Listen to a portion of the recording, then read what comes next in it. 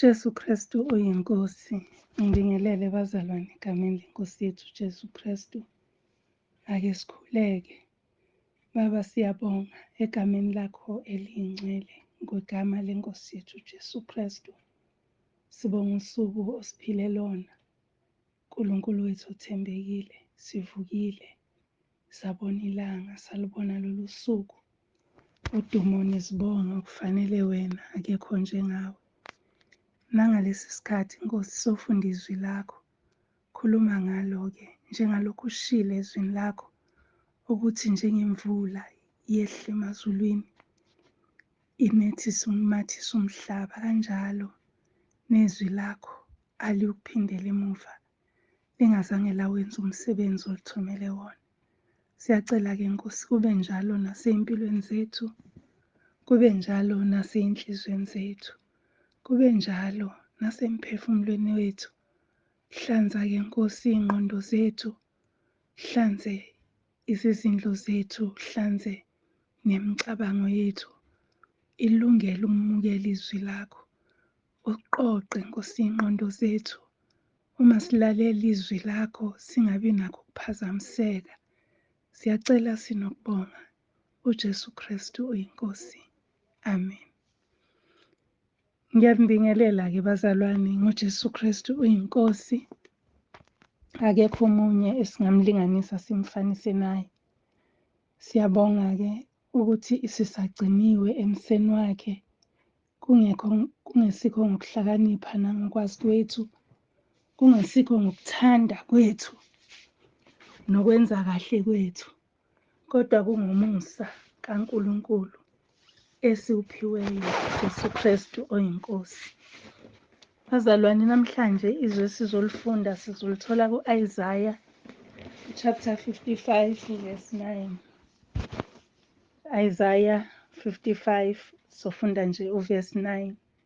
Kufundeka kanje: ngokuba njengamazulu ephakeme kunomhlaba, kanjalo izindlela zami ziphakeme kunezindlela zenu, nemicabango yami kunemicabango yenu.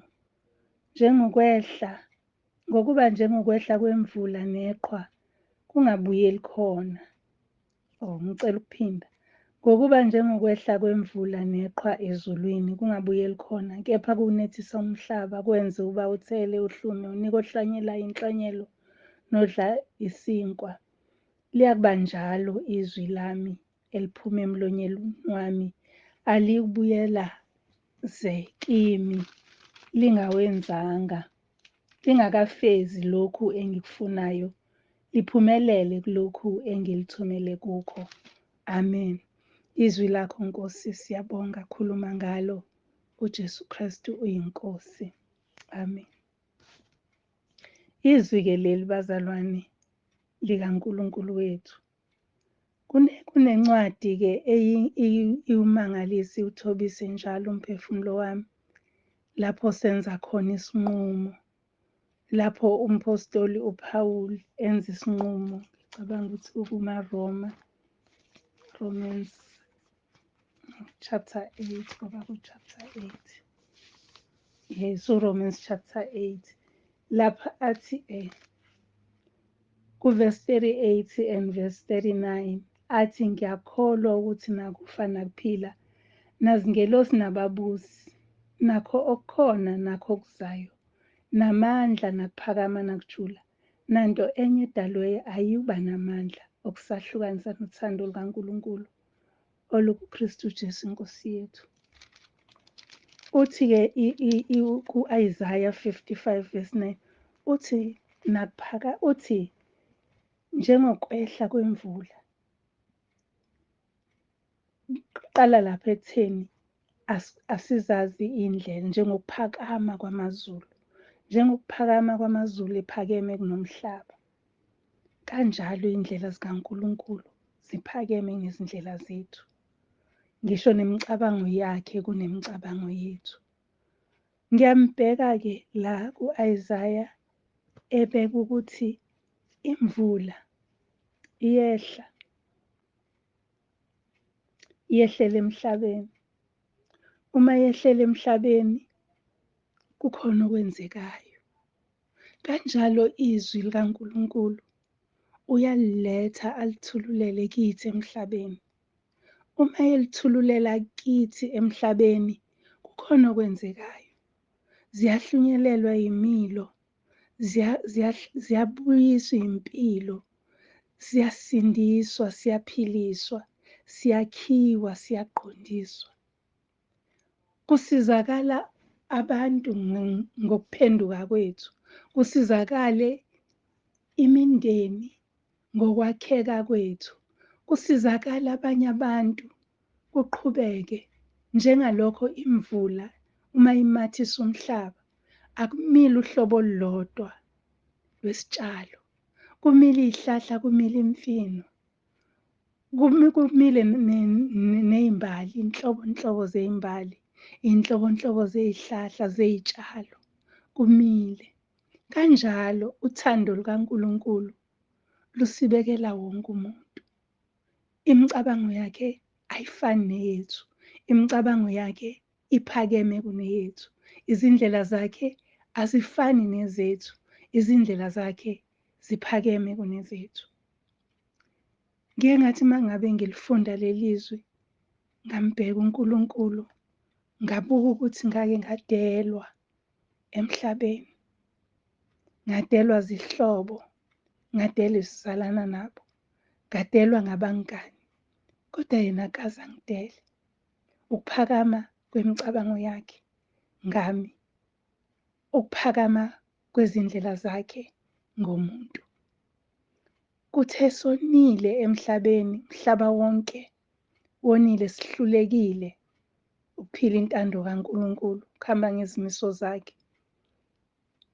Wacabanga ukunikela ngendodana yakhe. Imicabango yakhe iphakeme kakhulu kuneyethu. Ubani owayengakwenza? Ubani owayengafinyelela ekucabangeni ukuthi ake ngihambise le yami indodana, bazothi mayishaywa babone abantu ukuthi kanti kunzima kangaka umuntu mayonile.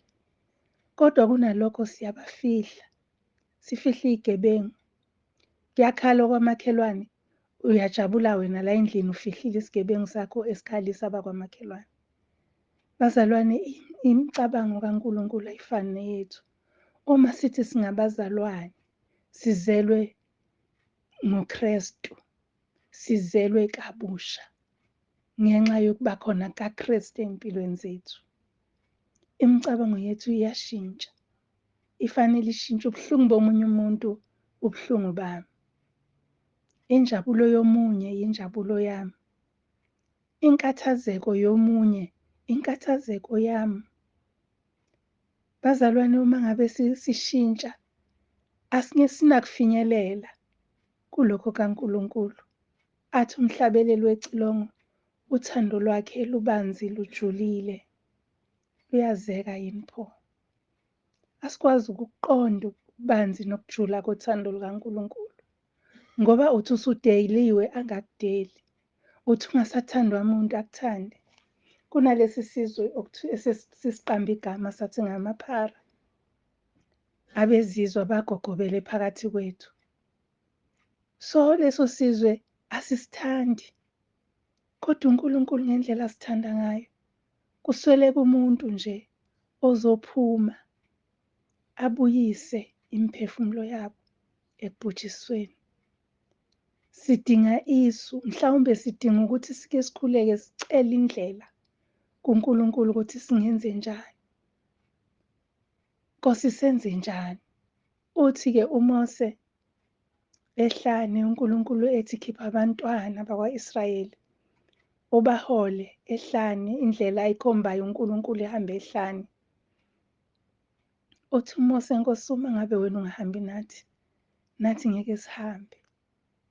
Ngike ngabona umngcwabo obukade uvezwa lapha ey'nkundleni zokuxhumana, wawukwamaphumulo, wawudabukisa ngendlela emangalisayo, kodwa ulivusa ithemba futhi ngendlela emangalisayo. Lapho babeqoqiwe laba abahlala emgwaqeni, bezile nabo kulo mngcwabo ngoba kwakuza kwabo wayengcwatshwa. Ubaba uMsweli wayenza isimangaliso. Ngafunda nje ukuthi uma besingaphuma thina esithi singamaKrestu senze lento yenziwa umsweli ukubaqoqa abakhombisa ukuthi kusasa kuzoba yinina. Yenzani into eyodwa. Uyazi ukuthi akafunanga izinto ey'ningi kubona.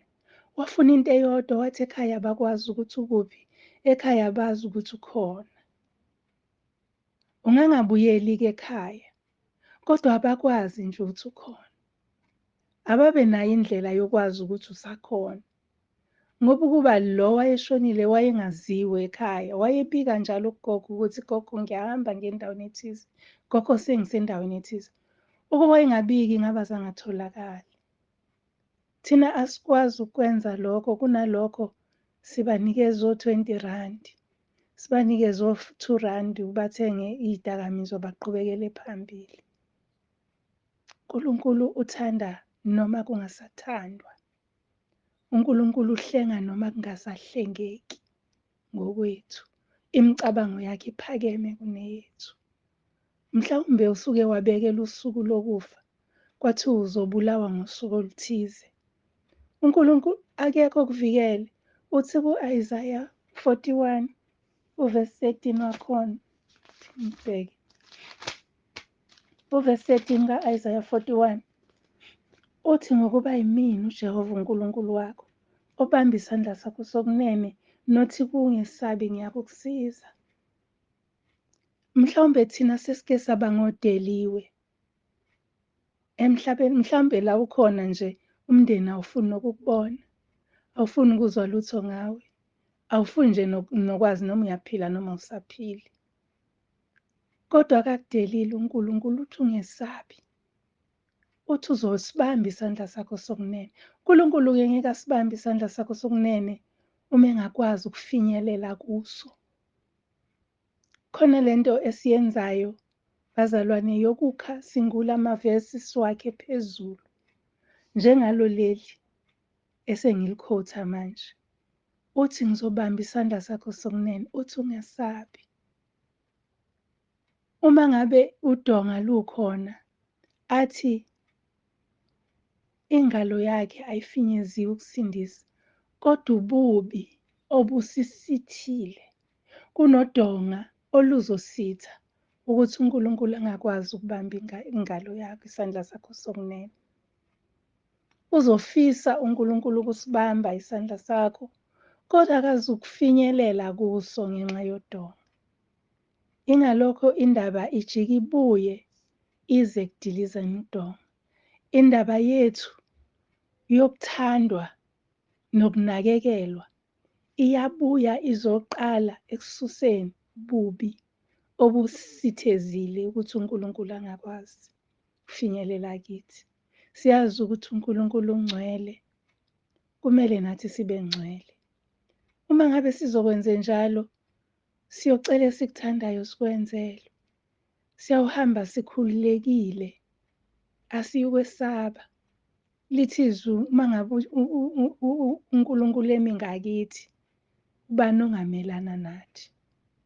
Akakwazi ukuma ngakithi kunuka. Uma sidlule kuyidamsi la kuchithwa khona imfucumfucu, la kuchithwa khona ukungcola, siyesivala amakhala. Noma ngabe ubonani lapho enhle ngeke uyicoshe ngoba kuyanuka kungcolile. Singalindela kanjani ukuthi thina masihluleke kangaka uNkulunkulu afinyelele?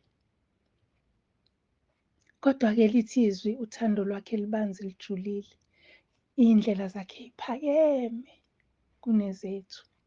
Azathi imvula yehla emazulwini, yehlele emhlabeni umathise umhlaba. Kusho ukuthi uthando lwakhe lukhava nokhula, lukhave ney'tshalo ezinhle. Imvula yehlisayo ichelela konke. Ngoba kukho konke futhi akukho uNkulunkulu akudalile okungenamsebenzi.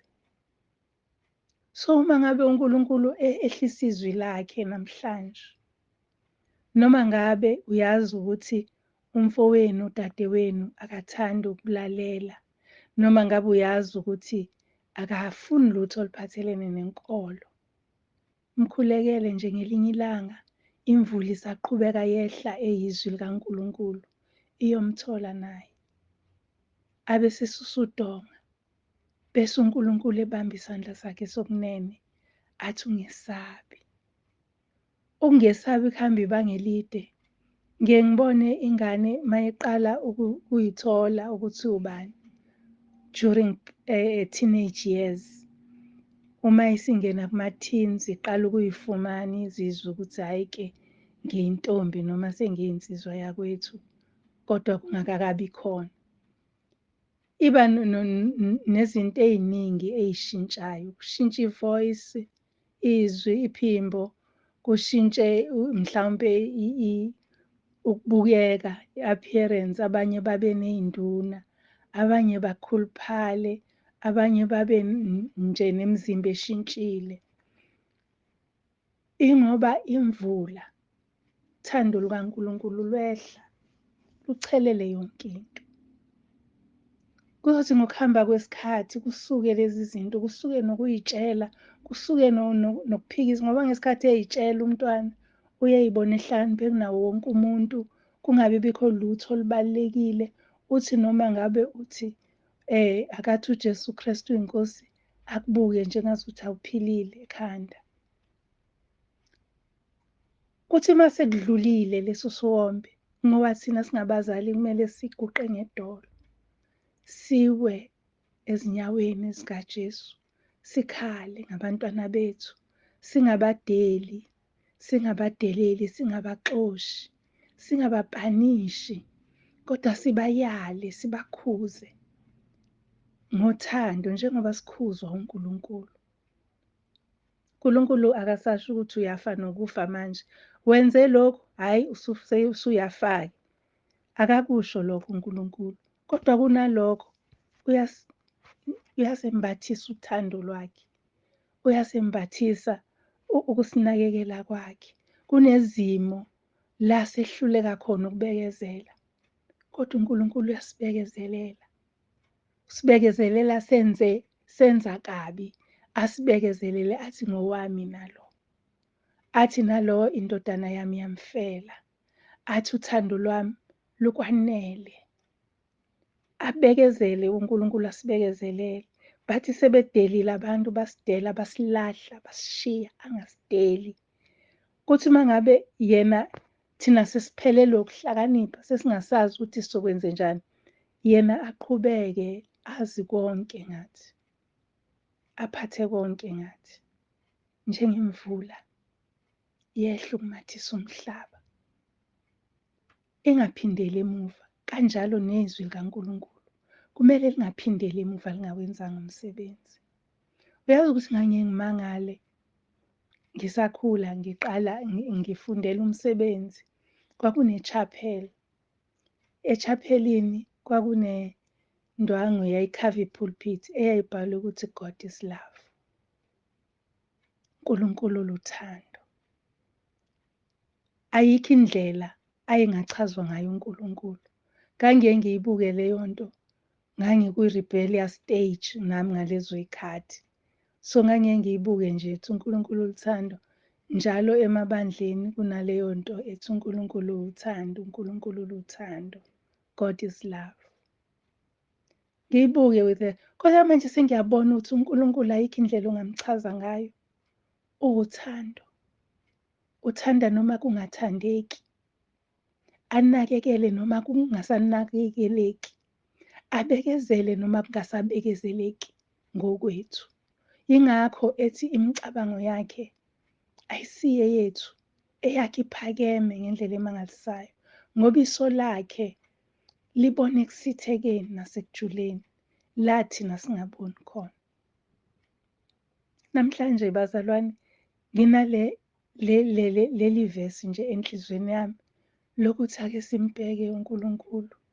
Ake siyibheke siyifundisise le ncwadi Isaiah 55. Sifunde, kunamavesi amangalisayo kule ndaba. Sifunde nje, siqhubeke sifunde. uNkulunkulu uyamangalisa kuze kube khona laphaya ku-Isaiah 41, izambulo lezi ku-Isaiah. Ku-Isaiah 41 ukhuluma ngokuthi, verse 13 wakhona, uthi ungesabi ngoba mina nginawe, ungapheli amandla ngokuba mina nguNkulunkulu wakho. Uvesi 10 lo esengifunde. Ngokuba ngiNkulunkulu wakho ngiyakuqinisa futhi ngiyakusiza. Athi yebo, ngiyakusekela ngesandla sokunene sokulunga kwami. Athi lapha ku-13, ungesabi, mina ngiyakusiza. uNkulunkulu wethu, umsa wakhe noma isihawu sakhe sanele wonke umuntu. Sifana njengemvula, yehla ingabuyeli emuva. Awucabangi ukuthi ukuba uma wonile uvele wehlelwe ngokubi ngaleso sikhathi, ngabe usekhona yini mzalwane? Ngabe ngisekhona yini mina? Ngabe asisekho. Kodwa ngenxa yokuthi isihawu sikaNkulunkulu sehlile sehlele emhlabeni and ngeke siphindele emuva, umsebenzi ungenzekanga.